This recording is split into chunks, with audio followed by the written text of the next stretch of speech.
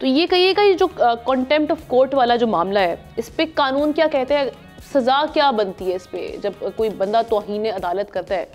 और दूसरा ये कि अगर कोई शख्स जस्टिफाई करने में नाकाम रहे, तो पहले तो हम देखते रहे कि गैर मशरूत माफ़ी का कहा जाता रहा, माजी में अदालतों की जानिब से रफ़ा दफ़ा कर दिया जाता है मामला, लेकिन इस बार आप क्या देख रहे हैं इस मामले में? क्योंकि मामला इस बार बड़ा सीरियस है, जजेस का मामला है जो कि सब जुडिस है।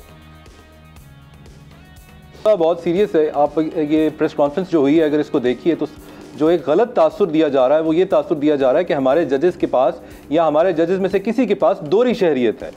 जिस हद तक मेरे पास मालूमात पहुंची हैं, जो अखबार मैंने पढ़ी है, उसके अंदर तो ऐसी कोई चीज़ भी नहीं है, किसी जज के ऊपर भी ये इल्ज़ाम नहीं है। ग्रीन कार्ड की बात ज़रूर हुई है। ग्रीन कार्ड एक रेजिडेंसी का परमिट होता है, वो शहरियत नहीं होती। सिटीजनशिप में और ग्रीन कार्ड में फ़र्क है। अगर ये किसी से पूछ लेते, किसी से बात कर लेते या कुछ खुद भी गूगल रिसर्च कर लेते, तो इनको पता चल जाता कि इसमें बहुत फ़र्क है। सबसे बेसिक फ़र्क ये है कि जिसके पास रेजिडेंसी होती है, ग्रीन कार्ड होता है, उसके पास पासपोर्ट नहीं होता उस मुल्क का। तो जिन जज साहब की बात हो रही है, उनके पास पाकिस्तानी पासपोर्ट ही है और वो पूरी दुनिया में इसी पासपोर्ट के ऊपर जाते हैं और पाकिस्तान ही उनकी पहचान है। तो पहली बात तो ये कि ये सेम चीज़ नहीं है। दूसरी सबसे बड़ा एक और जो डिफरेंस इसके अंदर होता है कि इनको कभी भी ग्रीन कार्ड होल्डर्स को वो मुल्क डिपोर्ट कर सकता है, वो उस मुल्क बदर कर सकता है, वापस अपने मुल्क भेज सकता है। सिटीजन्स के साथ ऐसा नहीं किया जाता। तो ये जो गलत तासुर दिया जा रहा है, पहले तो इसको ठीक करना चाहिए। बाकी जो बात ये की जाती है कि दोहरा मेयार है, अगर सियासतदान के पास ड्यूल नेशनलिटी होगी तो वो डिस्क्वालीफाई होगा, जजेस के पास नहीं होगी तो वो डिस्क्वालीफाई नहीं होगा। तो इसके ऊपर आर्टिकल 193 है कॉन्स्टिट्यूशन का, हम उसको देख लेते हैं। 1973 के कॉन्स्टिट्यूशन में जब ये आया, 1974 में इसमें फर्स्ट अमेंडमेंट के तहत इसको अमेंड भी किया गया, फिर 18th अमेंडमेंट में 2010 में अमेंड किया गया।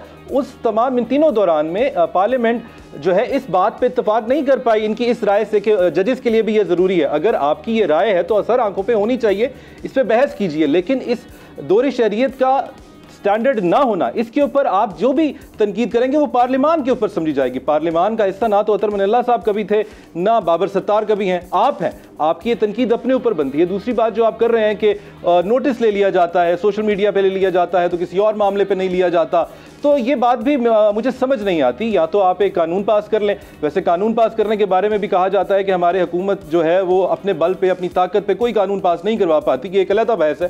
लेकिन अगर हो जाए तो आप एक कानून पास करवा लीजिए। आप उसमें लिख दीजिए कि सीएम को खत्म कर दिया जाता है, आईजी को खत्म कर दिया जाता है, डीआईजी को खत्म कर दिया जाता है, कमिश्नर को खत्म कर दिया जाता है।